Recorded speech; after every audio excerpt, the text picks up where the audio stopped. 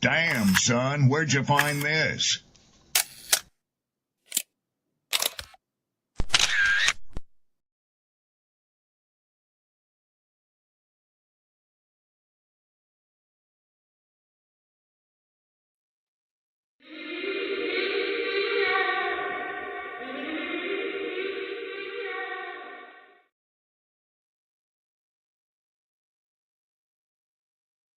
People don't be offended by the truth. They be offended because you called out the truth. Simple as that. They don't want to hear any other narrative that makes them look bad. One thing I can't stand at this big grown age is somebody who act like cause and effect does not exist. Like, yes, your actions caused this outcome. Yes, what you did lit the match. Like, why are you surprised and playing victim? Guys, Chico, they never lie. That's how you know somebody doesn't respect you. They listen to reply, not to be understood. They cut you off. They minimize what actually matters to you. They laugh at your boundaries, and then they call you sensitive when you try to hold the line. They show up late, they cancel last minute, forget the things you've told them, because in their world, your time, your energy, even your voice aren't a priority. They're just an option. You see, there are two kinds of people. Those who adjust when they realize they've actually hurt you, and those who expect you to adjust so they don't have to change. You don't need to be disrespected loudly to be disrespected deeply. Sometimes you'll see it. It's just in their tone, in their patterns, in the silence after you're known. Respect isn't what they say when they're watching. It's how they act when they think you'll tolerate it.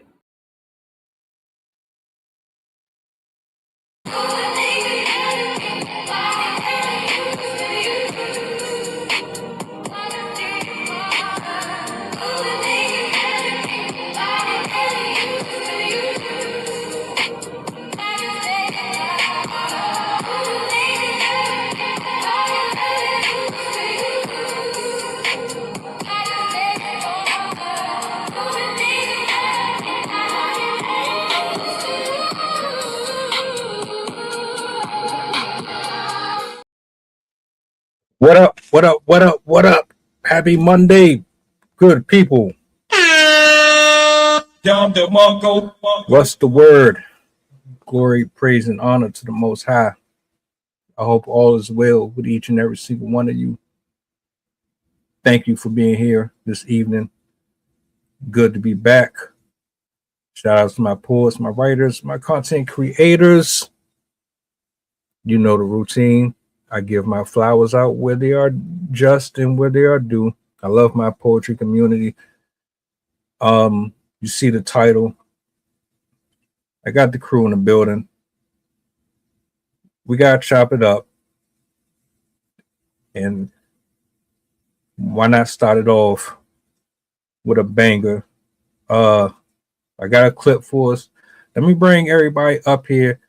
My thoughts and prayers go out to Zay. Brother Zay is under the weather. He's still fighting that flu, that bug, man. So y'all keep him in y'all thoughts while he trying to heal up. You know what I'm saying? Let's get everybody up on the big screen real quick. Coach Zay. No, not Zay. Sorry. Rob. Yo, what up? What up? What up? Yo, what up? Been a minute. How everybody doing?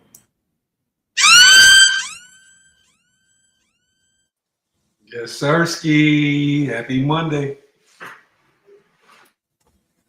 All right, man. Hey, look. Y'all see the title. Let me bring this up on the big screen. I didn't know this was a thing until I seen it a few days back. I just kept it in the reserves. I feel like it would be better to have everybody speak on this versus me just doing my regular reaction to it. So, let me go ahead and play this real quick.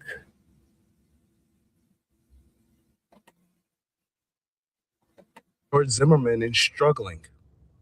George Zimmerman is struggling. You know the man who took the life of Trayvon Martin? This George Zimmerman. He tries to file a lawsuit against the family of Trayvon Martin. So apparently he cannot find work. He is struggling to find a place to live because nobody wants to be connected to the person who took the life of a young black man. Shocking. This is his explanation also for why he is holding little press conferences, signing bags of Skittles, and all these other things. Not the fact that he's racist. But yes, to keep your spirits up, the man is struggling to get anything in life. Because at the end of the day, it does not pay to be a racist. It does not pay to be somebody who took the life of an innocent young black man. And I pray, with everything in my soul, I pray that there's an afterlife, right? Because I want him to pay for everything that he has done. George Zimmerman.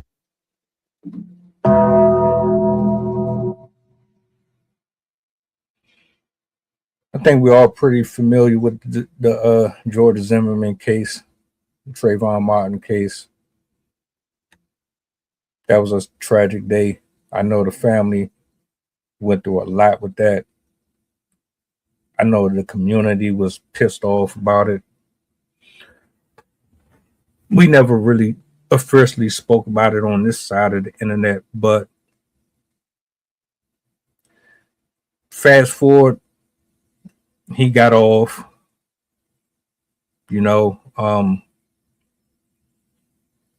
but from what you see, he didn't really get away with it, even though he got away with it. Let's go around with our initial thoughts on the clip. How do you feel about the verdict overall? Let's just start there. I don't want to go too deep into it yet. Let's just start there. Let's go with Rob. Peace, man. Of course, I gotta do the right thing. Can't go off crazy like I want to. Especially first of all, shout out to his parents, Trayvon Martin parents. We ain't forget y'all. We ain't forget him.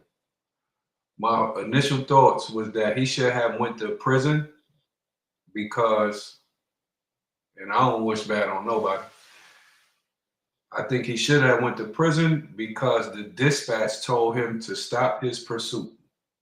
Every time I listen to that situation and I hear the dispatch saying, don't follow, you're not the police, we're gonna send the police.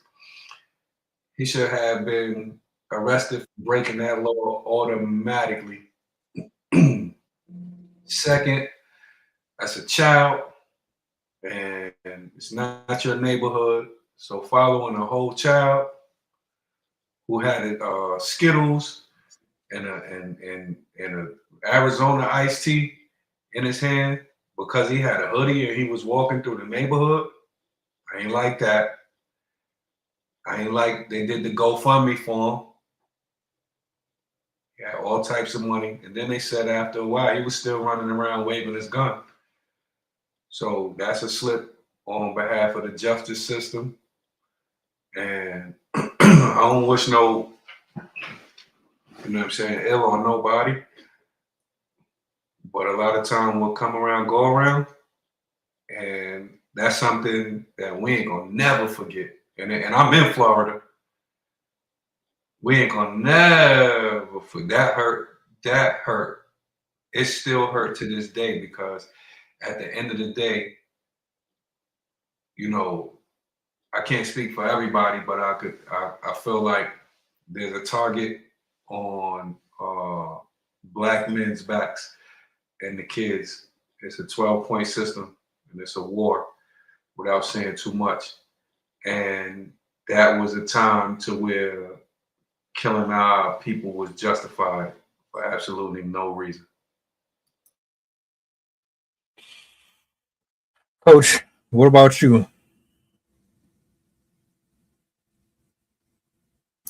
On the video we just watched?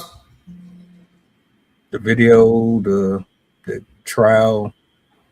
I mean, the video, I don't even understand. It was some dude giving his opinion on something that We never really got to see what he was giving his opinion on, so it didn't do much for me. The trial, and then everything Rob just said, I agree with Rob. Sid, what about you?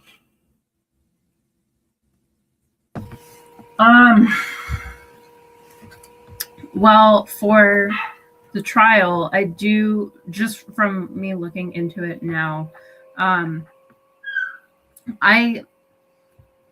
don't really know what would have motivated him to pursue this lawsuit. He did definitely lose.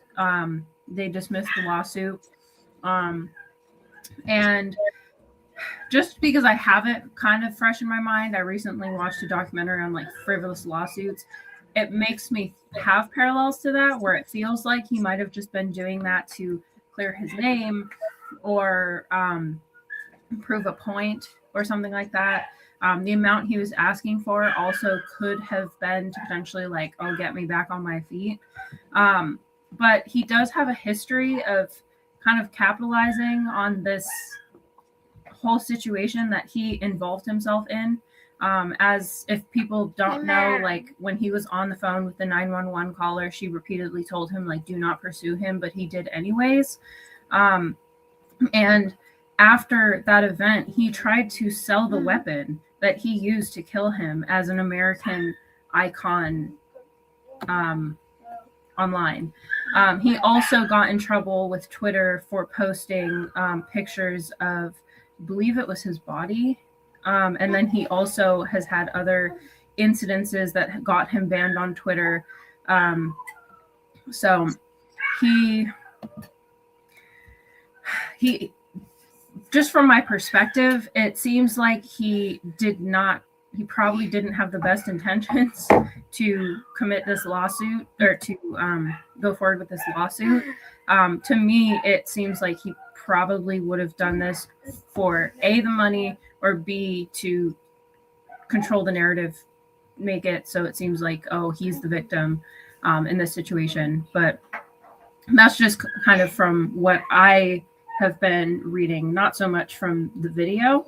But yeah, this is also an older case. This was in 2022 that the case got dismissed. So I'm curious to see if I can find any updates of what he's been up to since then, because that could give some hint at the purpose of this lawsuit, what he was intending to do with it. Because I do know that he doesn't believe he was in the wrong.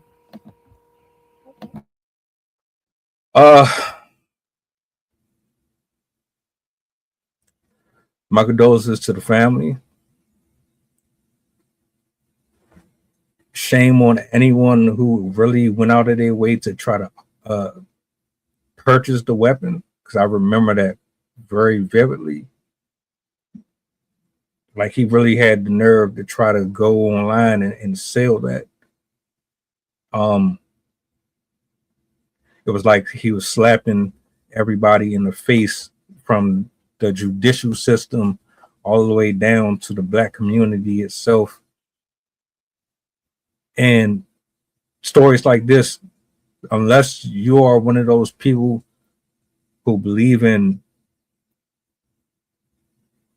keeping someone's memory alive, and you want to be a constant reminder that we live in a world where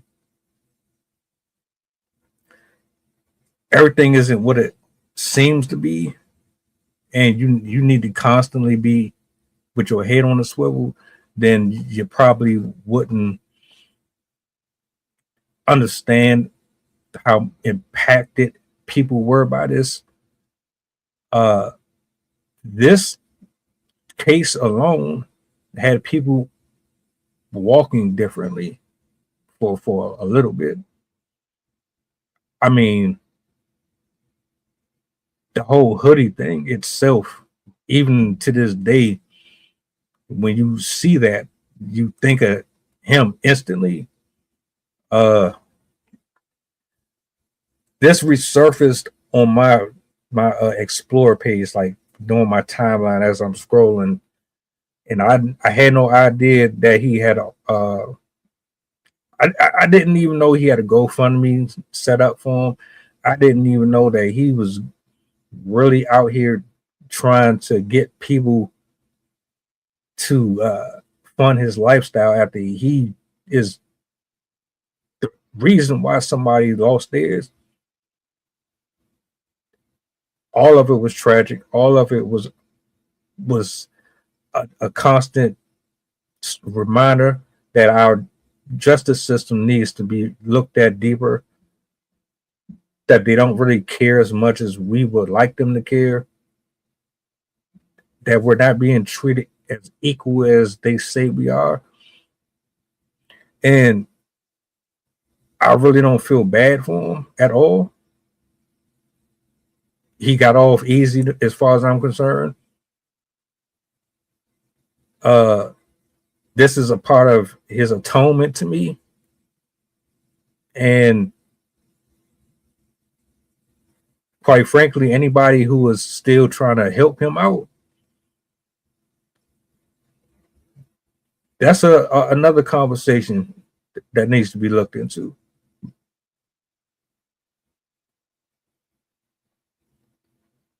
Let me ask a question.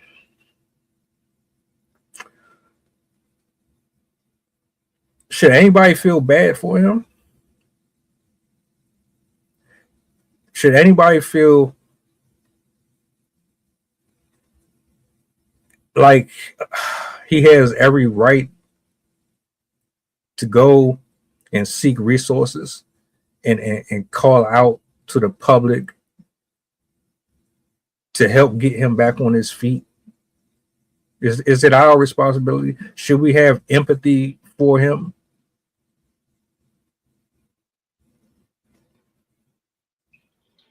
You want to know something? And really no, but what I noticed over time is the people that do the worst things have the worst things happen to them. Like they go on and on and on, and then when something happened to them, it just throws them. It's just horrible, and you gotta end up protecting them, which is like wild to me. The way he carried on after, I think he had some domestic issues. They said he pulled out his gun a couple times.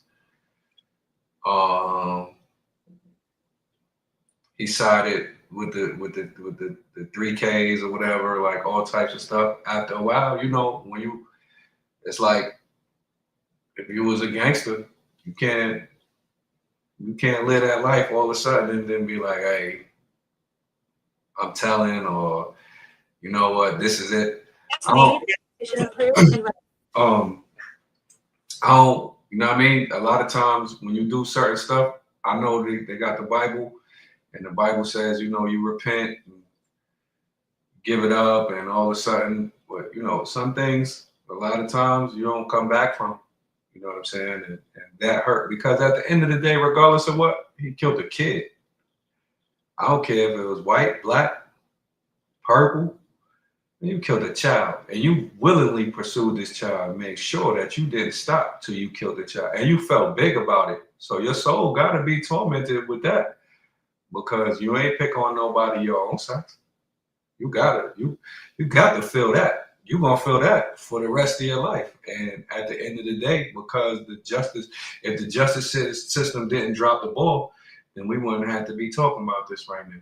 You know what I'm saying? But the fact that you still walking around willy-nilly, I don't know who gonna fund you, because even right now, you know, they good at hiding in plain sight. But at the end of the day, for him, I don't know if you really just gonna jump behind that. Yeah, bro. I believe in karma. I believe God's justice will always be better than our justice. Right? You can be passionate and angry, and you can be hurt. Like somebody can do you just all kind of dirty, and you have every right to be angry and upset and want to play vigilante. I mean, that is natural.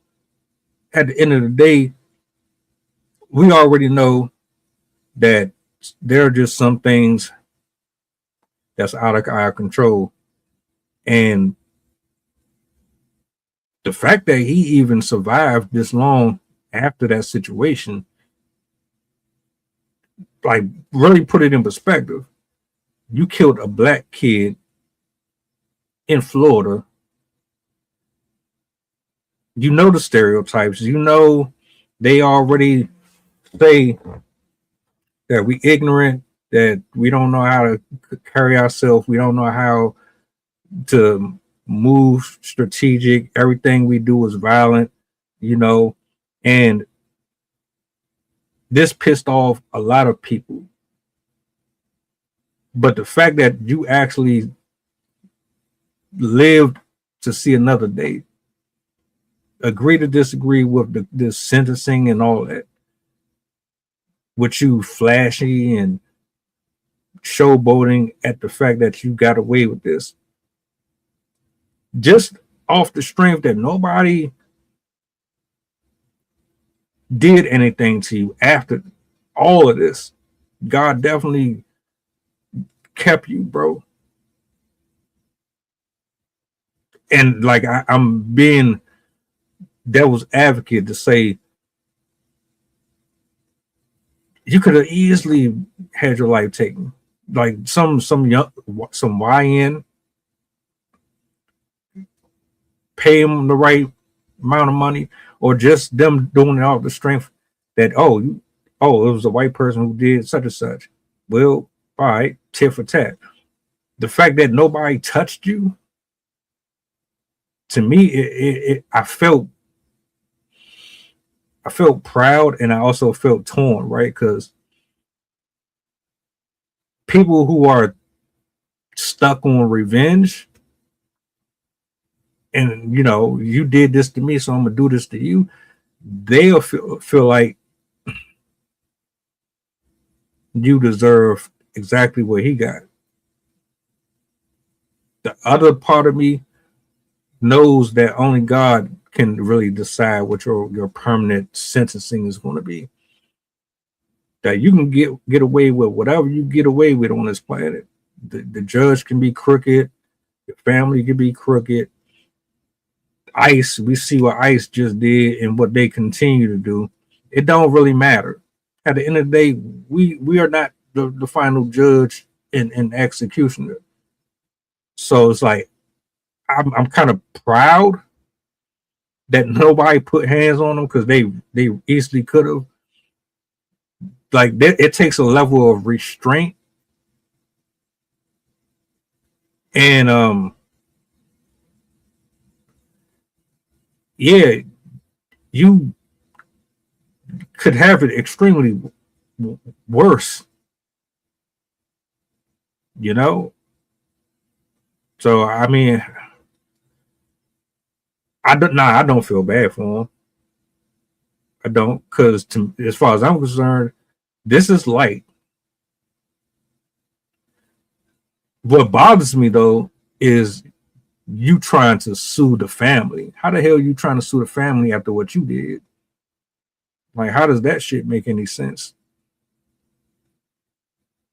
He also tried to sue in a different lawsuit 2 lawmakers as well around the same time period. So you that cocky and that arrogant? That means what? You don't have no type of compassion whatsoever at the fact that this. Well, we already knew that when you tried to sell merchandise, that you ain't had no compassion. And even to this day, I guarantee you he still doesn't. You ain't learned your lesson. It's like you're getting a second chance after a second chance. You know how there's people who just do fucked up shit to people, and you don't know how the hell they keep getting away with it. It's like, damn, why they keep on, they're the worst of the worst, but they still be like, you let this, God be letting people slide on so much stuff. He don't even really understand, bro. You're giving or getting a chance to redeem yourself. to us, to some of us, there is no coming back from that. You can't take back what you did. You took a life. You took a young kid's life, and you got this racist spirit in you. Some people, they cannot separate their personal feelings from how the higher power would look at this. Because to the God, he might think that there's something in him that still needs to be done. There's something in him that he needs in order for someone to see in him something. To us, it's like, man, kill this motherfucker. Man, we don't need this wasted. You get him the fuck out of here. You know? So I don't think he really comprehends the gift that he has right now. That's my take. We're talking about George Zimmerman and him trying to sue Trayvon Martin's family and a couple of other individuals.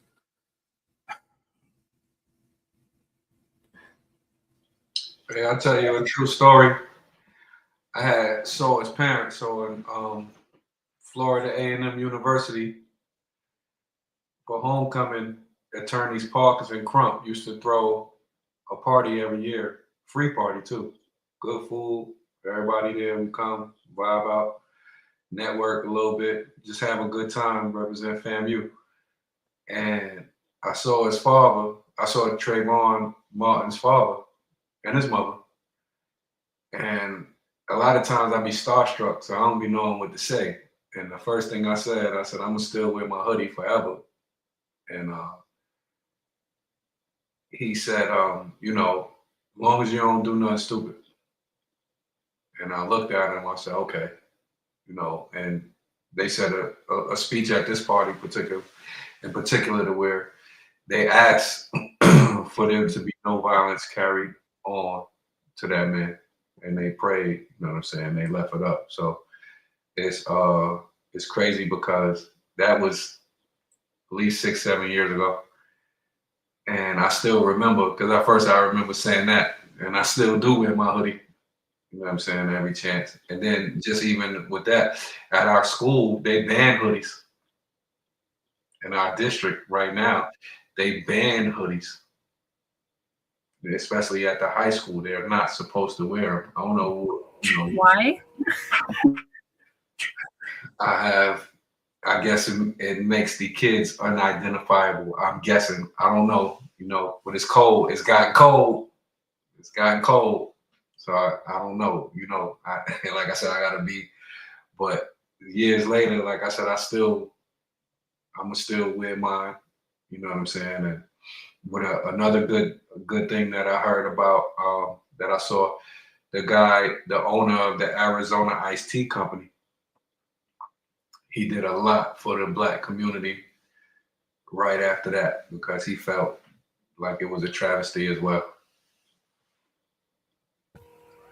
I wanted to add, partially to answer the question, do I feel bad for him? And then partially to touch on something that you said, of some people just kind of keep getting away with this stuff. And he has a history with this type of behavior. Even before the incident, he was known on Twitter for saying really racially disgusting things, without going into much detail. He, in 2013, was arrested for, or he was charged with a felony for assaulting his girlfriend's or estranged wife's father, and threatening her with a weapon. In November of the same year, he was charged with felony aggravated assault after he pointed a shotgun at a different girlfriend during a domestic violence incident, which was later dropped. In January 2015, he was charged with domestic assault after he threw a wine bottle at a different girlfriend. The charges were then dropped. In September 2014, he was named by police in a road rage incident where a driver claimed that he followed and threatened him He basically the person, I'll call him Apperson, approached him over a leaking tire, and Zimmerman said that let's see. He explained this to Apperson before Apperson asked Zimmerman if he knew he was wrong for killing that black boy. So he was confronting him about the incident. And he basically let's see, Apperson shot at Zimmerman. And then Zimmerman went to the police. But Apperson was saying that Zimmerman was the aggressor. And that Apperson was acting in self-defense. So they didn't get it on camera, so they don't know who's telling the truth. But he's saying, the guy with the gun was saying that he was being aggressed, and then Zimmerman was saying that the other kid was aggressing him. So they didn't really specify what that one is, but he was involved in another shooting incident again.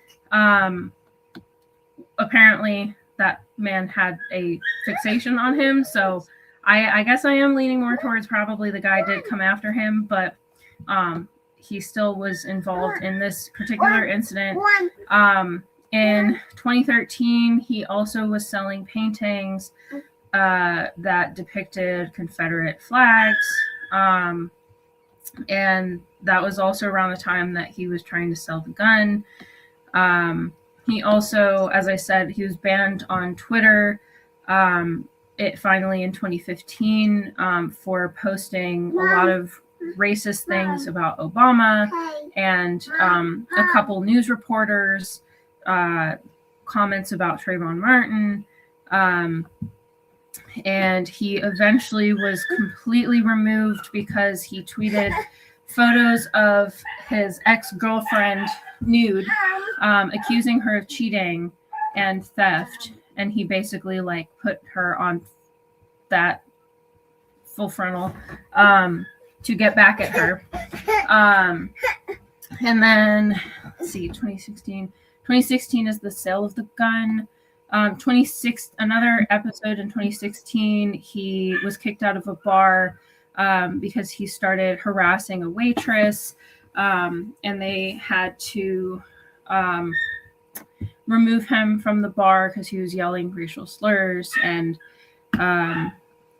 attempted to get physical, and was also refusing to pay his tab.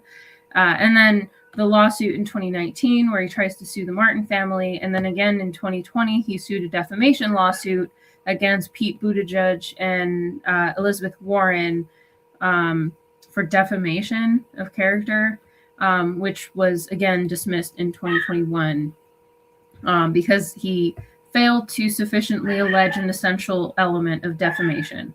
And that's kind of where the frivolous lawsuit type of idea comes to mind, because it just seems like he's trying to go at anyone who is involved in his situation. But he has a history of this type of behavior, confrontational behavior, racist behavior, and he does not seem to own up to the fact or show any sign of remorse for what he did. Because if somebody genuinely felt remorse for killing an innocent child, you probably would try to repair your behavior and not continue on with the type of aggressive attitude that he seems to have, and he probably wouldn't try to sue their family.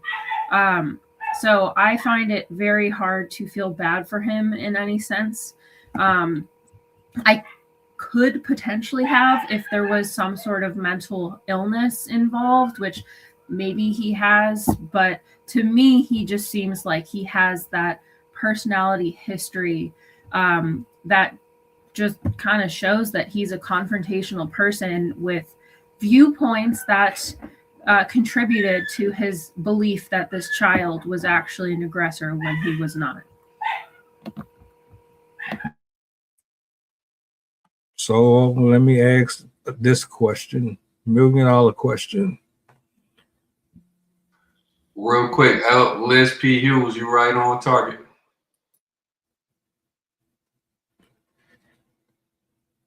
Is there ever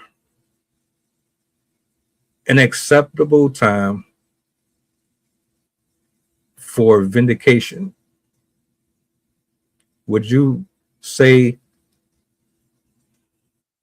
that if anything had happened to them, or let's say somebody had decided, you know what, you killed this kid, we're gonna do to you what you did to him, would they have been justified? Would anybody have been justified?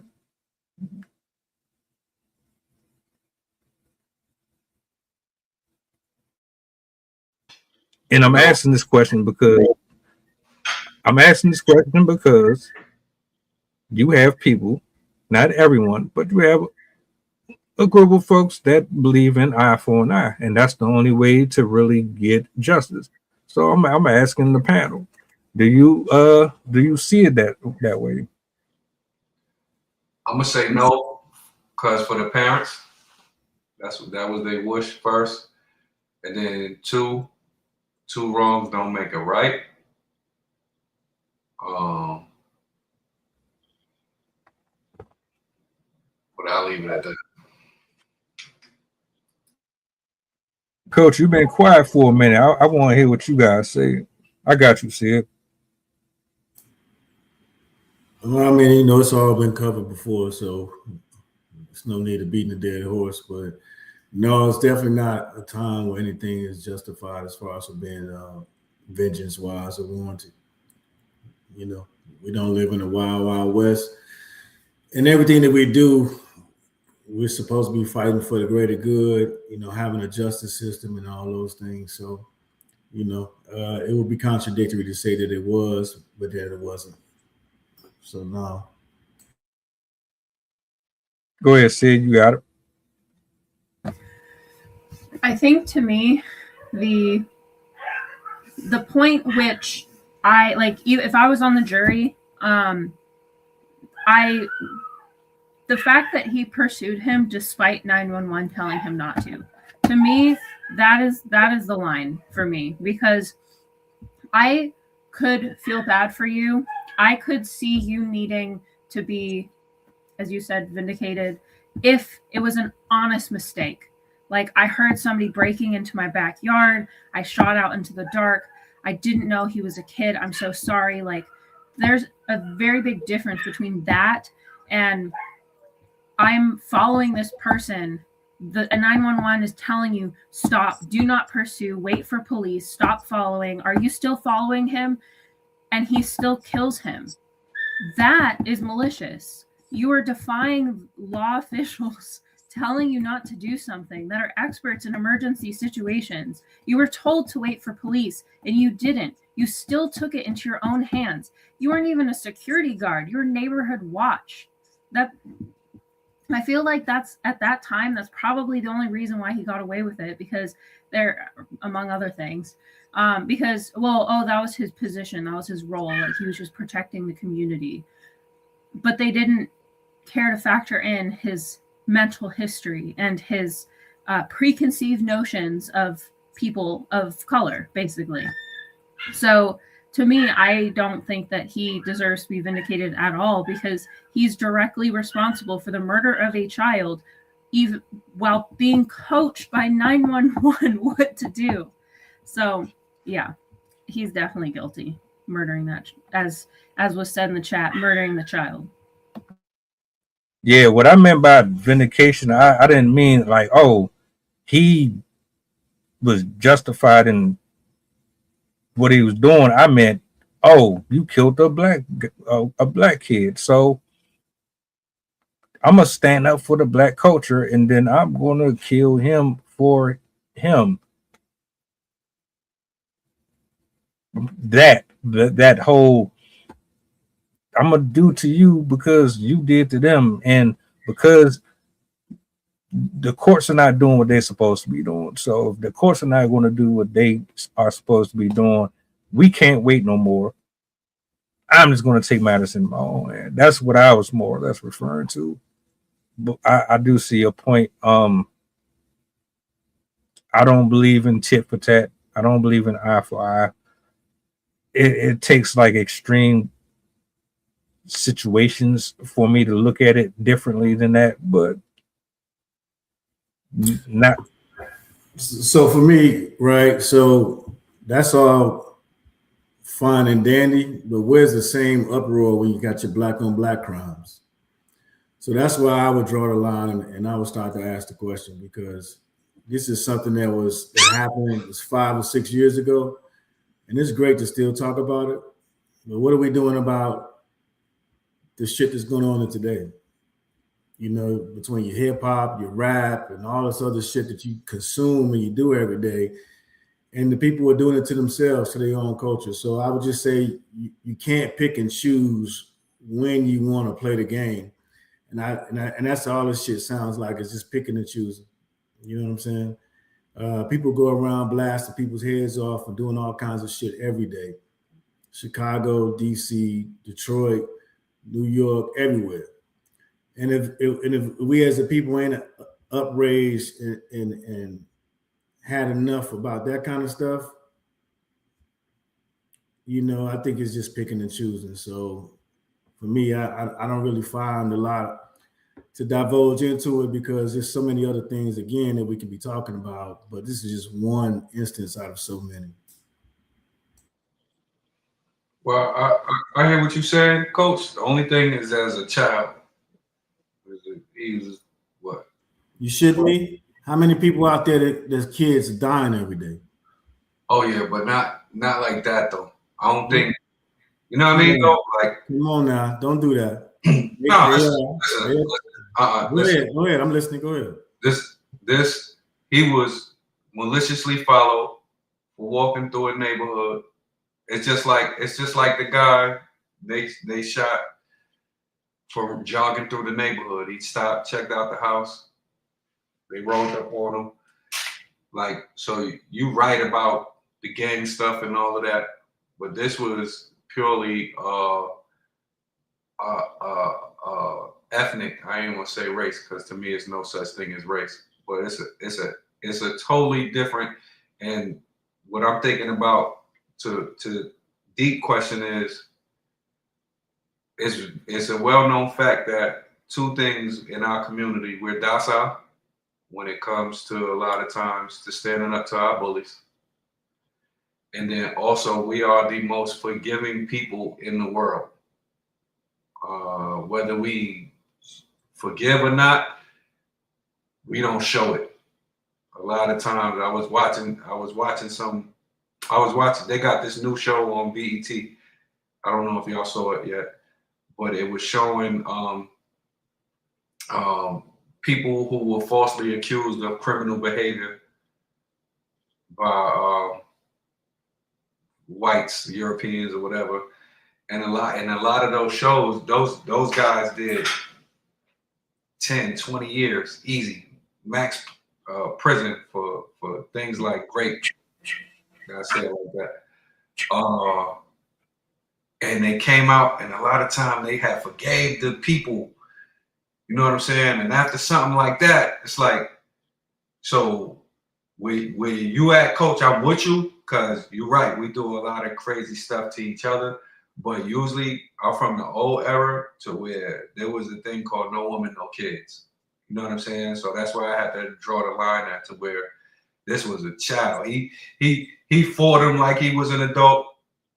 You can't expect the child to be able to beat you as an adult. Then you got a gun on you. Then again, like Sydney, that's my whole thing. The dispatch is telling you not to pursue this kid. So you willingly pursue this kid. You willingly engage them, because you could have said, yo, all right, I'm going to stop right here. Since y'all said don't engage, he went that way. He wasn't doing nothing, and this is a child. So in a case like this, I kind of get up in arms about it, because at the end of the day, you know, if it was our children, if it was your child, Coach, we fight for that. Like, you're not finna just mess with my child. This is a child. I can see an adult. I can see if he came through and kicked the door and ran. I can see if he stole his Skittles from the store, and you know what I mean. But even at the end of the day, this is a child. He's a minor. So you can't get no points or no, because at the end of the day, we don't condone killing our kids neither. It's a lot of stuff going on, but I know for a fact, none of us here condone our kids getting shot in the street, shot dead. We don't condone gun violence and all that. You know what I'm saying? And if I did before, I make sure every day now that I don't never support anything like that, especially in our community. Right. So, and I'm with you, right? So what you just said was you talked about condoning, you talked about that individual, doing some things. But what I'm saying is nothing's ever been said about that individual watching how we honor and value ourselves, right, as a community. And so if we don't honor and value ourselves as a community, my question would be is how do you hold somebody else to a higher standard than you hold your own community? So if they got it by watching us not value ourselves, it's a learned behavior. So they're learning by watching us treat each other like animals. And also they're treating us like animals. So I'm saying if we don't hold ourselves accountable and we lash out to somebody else that does something through learned behavior, we're picking and choosing. That's all I'm saying. And then when you say you're from the school of not women and children, hey man, I'll be 49 this year, so I get what you're saying. That shit no longer exists. It's 2026. The parallels of comparing, the 70s and the 80s to 2026, man, that shit is null and void. Understanding the way the world is going on today and how to navigate and then educate people and talk about, things, that's what we should be doing. And I'm not condoning, don't get it fucked up. I'm not condoning what he did by any means, but I'm just saying is the perception seems to be that we lash out so hard when somebody outside the community does something and we say how we're such a tight-knit community. If we were so tight-knit and we were so together, how is this stuff happening to begin with? Yeah, that's a whole different thing. And, I've spoken about that a few times. Matter of fact, I hate it. I hate the industry itself because of what it promotes. I hate the leaders that they put in position to teach us and show us what love is supposed to look like, what healing is supposed to look like. I really am an advocate of saying we need to boycott a lot of this stuff that's out here. It's wrong on both sides. Nobody wins. And it's very hypocritical of us to look at this story and not really think about, well, shit, we just killed somebody his age too. We just burnt somebody up in a car and left them discarded. We just killed a 19-year-old and it's on both sides. And if I just rewind back to something I said earlier,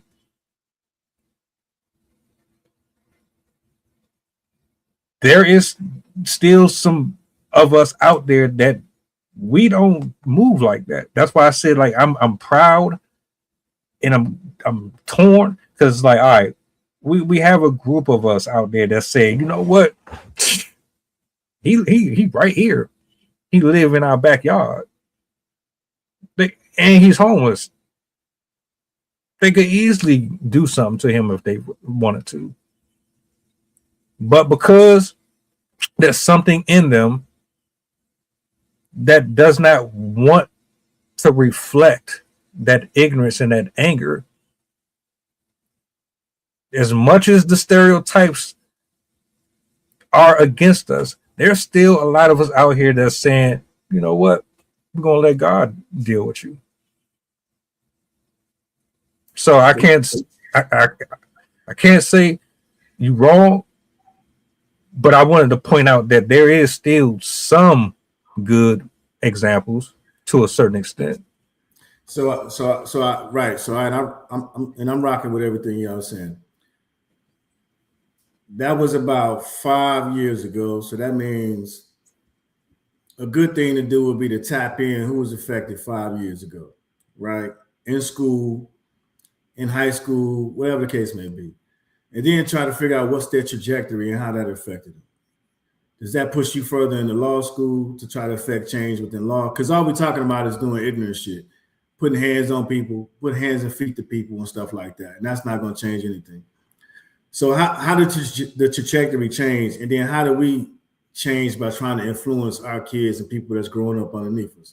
Did we try to push them further into the system, try to make change within? You know, what did we try to do as a people to try to change this trajectory other than just saying, putting hands and feet on somebody? Because that seems to be the answer for everything. Foot the ass, fucking somebody up. That's not it. So what exactly is the change that you want to see that comes from it? You know, you're talking about it 5 or 6 years later. So, and if there's a change that you wanted to see, what has been implemented? Because we talk about structure all the time. So what type of structure, what type of designs, what type of things are we doing to make change? And if we aren't, and we just talking about wearing sweaters and hoodies, that's why I'm saying the difference comes into play. That's all I'm saying. So again, it's what are we doing? Not the GoFundMes, you know, not videos and telegrams to talk about what we could and should and raise these funds. What are you doing so the next young person doesn't get hit by that stray or that individual overzealous security guard with a flashlight that's authorized to carry a weapon that's out there, you know, creating havoc in that public? So what are we doing?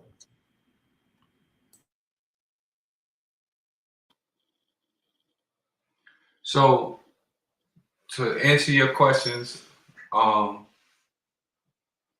first we changed the way we parent. We had to go back to not letting our children go everywhere.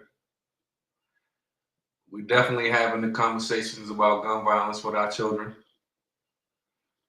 And we definitely more vigilant, because I'm like Liz P. Hughes. If it was my child, I don't know if I would be as gracious and blessed as I have seen, because I know they hurt. Let me pause you there, Rob. Let me pause you there. Go ahead. Because you mentioned the weapons. Are we teaching these young folks how to use weapons? Are we teaching them weapon safety and weapon management? Are we teaching them that kind of stuff? Yeah, I mean, I can't say that I'm doing, but I've been seeing more and more people of color, especially on the internet, training their children on how to use weapon properly, what they made Absolutely. And then we're exposing right now, no more than ever before, especially on just a simple app like X, we are exposing the 12-point system that still works heavily against us. It used to be, I'm gonna say with this guy right here in office, they pretty much just came in plain sight again. They used to be able to hide it in plain sight to where you would think. It's something simple as like in New York, we didn't think that certain cultures were held down because of who they were, but you knew it. You know, they said, well, New York was a good place. New York was just as institutionally racist as Florida was for years. So I think in a lot of with a lot of thought, we are able to talk about these things, and then we are able to expose the ills of these systems that continue to rear their head.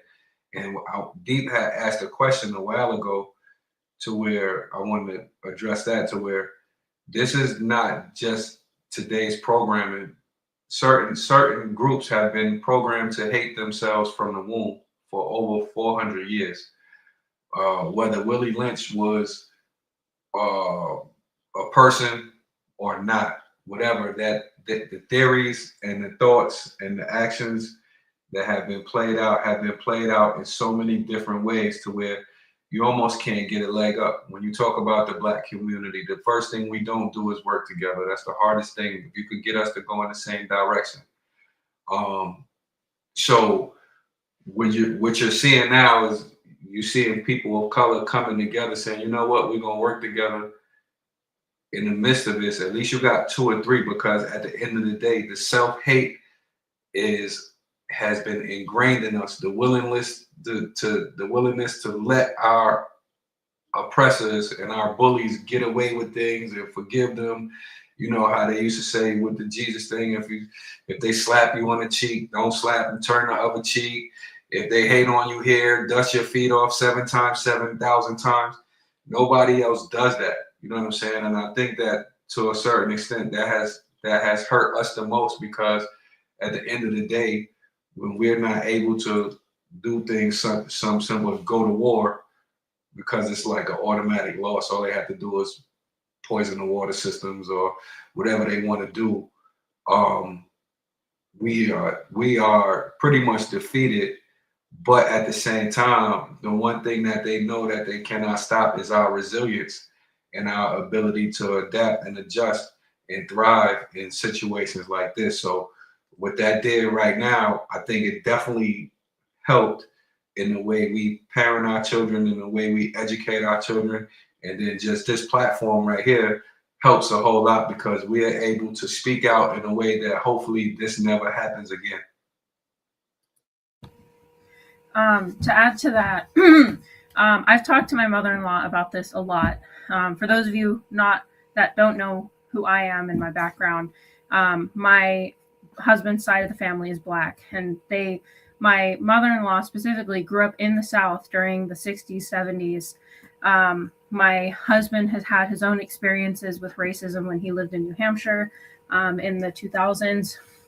And this is something we talk about a lot, how to keep our kids safe, because unfortunately in this world, if you're not like sheet white, you're Black, you're the community that they don't like, and a lot of people will automatically see you as the problem.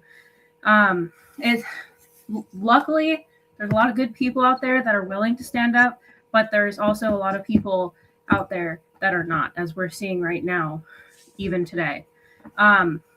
And so, as I said, this is a conversation we've been having. What kinds of things are we going to teach our children to keep them safe? And one of the aspects is it kind of goes both ways, where they have to understand how to protect themselves, but they also, as my mom has said, the first part of self-defense is avoidance, understanding how not to get into these situations, how to like which areas not to go to, how to like notice red flags in people that you don't want to be associating with, how to identify people's behavior when they're being escalatory, and how to remove yourself from the situation before it even gets to the point that it could become hazardous. And so kids, I think, need to understand the law, how the law works, how the whole system kind of works in public situations and whatnot, so they understand what to do and what not to do, who to reach out to, how to reach out to people, how to properly call 911 if you need to. Also, kids should understand gun safety from the side of what do you do if you see a gun? How do you handle it? When to like not touch it, or when to like where to get help. And also, if you have to, how to handle that gun safely so you don't end up injuring yourself and people around you. There was a recent case of a child in school who got in trouble because he found a gun at school, and his father had told him how to empty the gun, and he did that, and he got in trouble for being the one handling the weapon. So our kids need to understand how to navigate these situations as well, so they can properly manage without accidentally hurting themselves. And then lastly, kids need to understand limitations, really, like when you should not be out, because at this point in time, and just as it has been in the past, it's not safe to be out after dark. It's not safe to be out alone. If you're going to be out alone, you should be in a group with trusted friends. You need to know that you have to notify people where you're going to be, when you'll be back, so people know when to expect you, how they can reach you. Let's say your phone dies, how they can reach one of your friends. Kids need to be taught common sense, but also almost adult rules of how to keep themselves out of situations and what to do.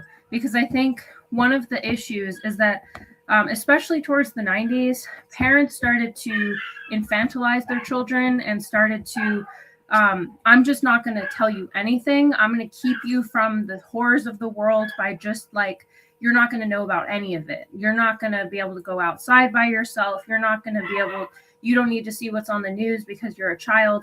I had that experience myself where my mom didn't teach me a lot of things because she was like, oh, well, you're not an adult. You don't have to worry about it. And there was a lot that I wish that I had known to keep myself safe. And that is something that we have to return to, where we have to trust that our children will make the right decision, but we need to give them that right information so they can make the best choices for themselves, for their safety, for their friends as well. We can't blindfold them and expect them to turn out fine, because if you don't give them any information whatsoever, they're going to think the world is all safe and anyone can be trusted and they can go in anyone's house and it'll be fine. So the era of stranger danger needs to come back. These kids need to understand how to keep themselves safe out and about. I want to address two things. This post right here, and then the one prior. The one where you were speaking about why people aren't over the Martin case. Kind of goes back to something that we spoke about earlier about running back to traumas. Here's the thing.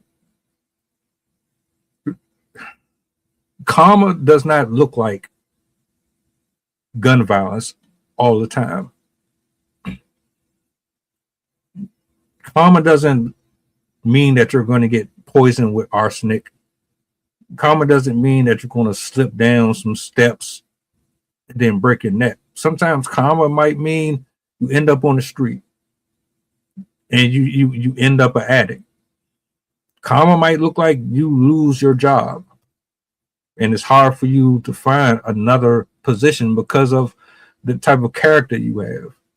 Karma might look like you contracting an STD or something that you can't get rid of. Karma might mean that your significant other backstab you. It varies. And so I think what people don't understand is it's not immediate. Some things don't go the way that you want them to go. Like we expect immediate bad shit to happen to people. Oh, you did me dirty. I hope you fall. It don't work like that. Some things happen in a progression that you just need to stay the hell out of. Just get out the way and let God do it the way he needs to do it. We get in the way of things too much. And instead of letting life do what it's supposed to do for that person, because our walks are different. Our paths are different. What hurts me might not hurt you. So if I receive something that is karma, you might not look at it like that, because to you, that's not a punishment. To me, it might be torture.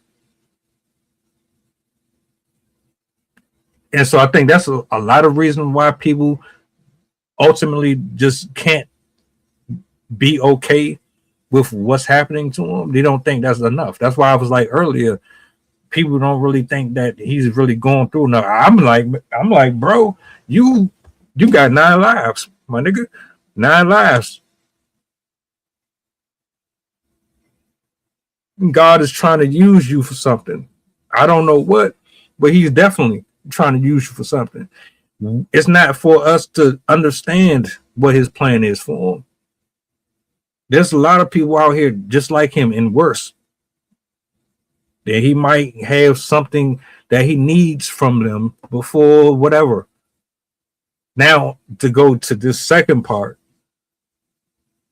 I did a story not too long ago where they actually hung a black kid. He was 7 years old. They hung him in the bathroom. in an elementary school.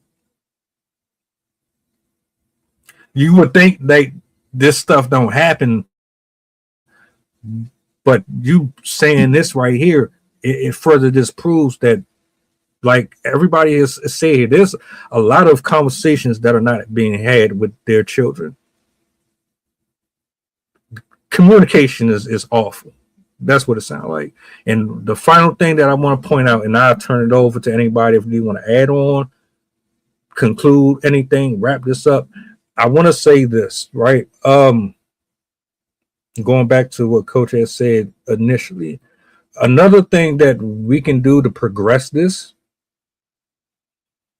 is to teach people that there are pros and cons. What are the pros and cons to using your intellect over your emotions? Because it seems like emotions outweigh logic, and emotions are outweighing intellect. For whatever reason, it seemed like you being smart is just awful for some reason. I don't know, but I yield the mic.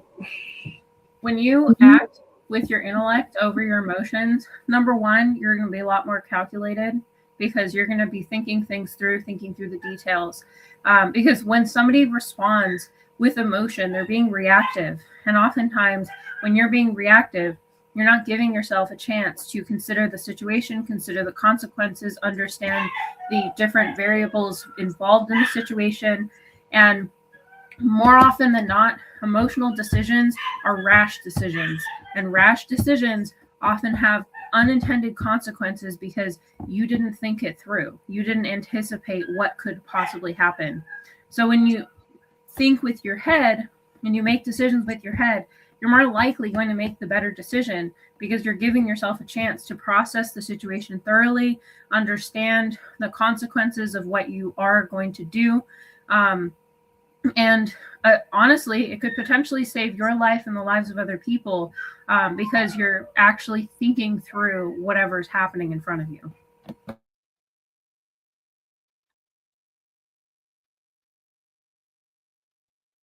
The floor is open to anybody who want to say something before we get up out of here. Go ahead, Coach. Your wheels turning, Coach. No, I'm good, man. I think everybody hit on some good points, but you know, at the end of the day, you know, again, we just got to talk about forward movement and traction. You know what I mean, and how we can get to where we need to be. You know, as long as we keep things solutions based, you know, I think we're on the right track. Great conversation, great input from everybody. I think too, I want to address the hate. Like, I think to hate the right now we're in an era where hate is like normal, jealousy, envy, and I think a lot of it comes from the fact that it's hard for us to address the people who are oppressing us. We don't have the say so. So instead of banding together and going at the oppression, the easy route is to take each other out. And what I'm learning over time is that all of us have the same. When you really look, when you take skin and you take language away, we all have the same problems. You know what I'm saying?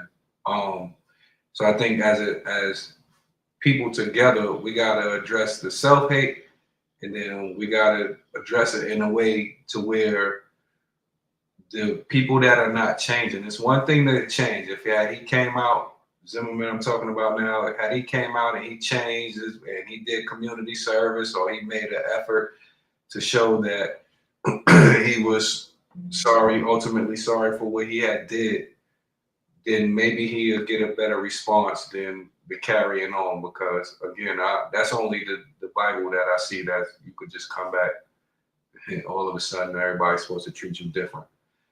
But I think we gotta find a way to band together and see that, okay, you know what, we got all the same problems, and let's work together so that all of our kids don't have the same problems. I'm definitely with you, Coach, all the way to where we want all our kids to be safe in the street. We don't want nobody hated. We don't want stereotypes knocking our kids out. We don't want none of that. So I think that it's a thing in this society to where we're locking in on each other, but we're not looking at the main problem, and the main problem is playing right in our face. You know what I'm saying? And until we come together and address those issues, those things are happening. But I know all at the same time too, though, a lot more people are protecting our children. We gotta. One thing when they wrong, you can't protect them. But for the most part, we all need to work together to make sure that these kids have a fair shot at having a life and becoming who they can be. I might have to clip that last little portion right there. We confront each other, but we won't confront our oppressors. Yo, that was some deep shit. I ain't gonna hold you. I had to sit back and really think about that, man. Because we've spoken about it before, and I'm gonna close out. I do want to say thank you to everybody that's in the building. Damn, coach, why you do that, man? I blame you for that. Nah, because apologies, man. 1,000 pardons, man. Nah, cause you was right though. It was like we talk about Zimmerman and that, but like we hate each other for real too. And then I'm like, all right, man, he just closed it up with that part. I'm like, yeah, it makes sense. Why we got all this anger and this all this animosity towards us, but is it really towards us? Are we really mad at each other, or are we mad at somebody else, but we're not addressing the actual problems? Like you just said, man, you said karma comes in different ways and truth comes in different ways. You got to take it how you get it, man. You know what I mean? Hey, great show. Salutes to everybody in the building. Appreciate y'all for hanging out with us. I'm about to chop this up. You're going to see some of these posted in the next 24 hours. Sydney, I can't tag you on IG, but I'm going to make sure, they know, you know what I mean, that you was here. Liz, I appreciate you for being here. I see, figure me out. I see you, brother. Appreciate you for tapping in with us. Bang, bang, bang, bang, bang. We about to get up out of here, though. Tomorrow, Lord willing, we be back. We're going to cut it up some more. Another good show. You guys enjoy the rest of your evening. And yeah, we about to get up out of here. Do me a solid. Before you go, if you don't mind, do me a real quick favor. Push the goddamn button. Peace.